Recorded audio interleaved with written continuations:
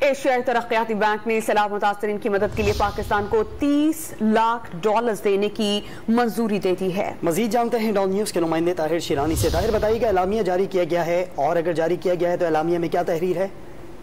جی بالکل، ایشیائی ترقیاتی بینک کی جانب سے باضابطہ اعلامیہ جاری کیا گیا ہے، جس کے مطابق یہ $30 لاکھ امداد کی منظوری دی گئی ہے پاکستان کے لیے۔ رقم ملک کے حالیہ سیلاب کے باعث ریلیف اقدامات کے لیے منظور کی گئی ہے۔